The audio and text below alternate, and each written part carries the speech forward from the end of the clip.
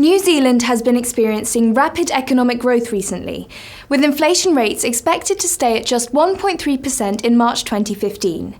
With unemployment data released this evening, I am going to discuss the New Zealand economy with Amber Rabinov, Senior Economist at ANZ. Amber, unemployment fell to 5.6% in June, with upcoming data predicted to come in at 5.4%. Firstly, what are the reasons behind this?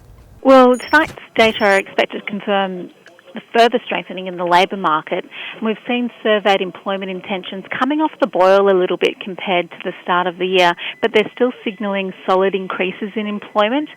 And so if you look at the employment growth trends, we're actually looking at ANZ for employment to have grown by 0.4% in the quarter, or 2.9% in year-on-year terms. So that actually gives us a slightly softer unemployment forecast for tonight of 5.5%. Secondly, will this low unemployment be enough to absorb the increasing labour supply? I mean, it's a good point. The supply side of the labour market has also likely stepped up. We saw data last week confirming a 0.5% quarterly or close to a 2% annual increase in the working age population, and that's the highest growth we've seen in these figures in around a decade. Labour force participation is also running close to record high levels, and because of these factors, despite solid employment growth expected tonight, we're not actually looking for much of an impact on the unemployment rate, hence our 5.5% forecast for the Q3 data. But it is still quite a good story. Falling employment amidst solid demand is attracting more people into the labour market, and that can only be seen as a positive thing. Despite high employment confidence, business and consumer confidence measures have fallen. Does this show that New Zealand's economic growth is slowing?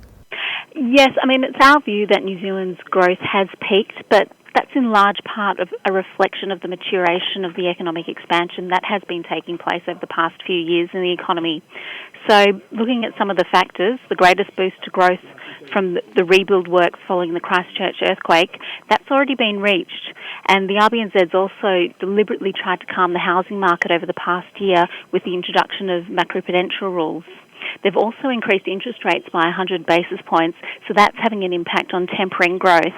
Now, that said, we're not looking for a very sharp slowing in the growth pace of the economy at this point. Rather, the close to 4% annual pace that was recorded in Q2 is more than likely on our forecast to ease to a still solid but more sustainable 3% pace over the coming year.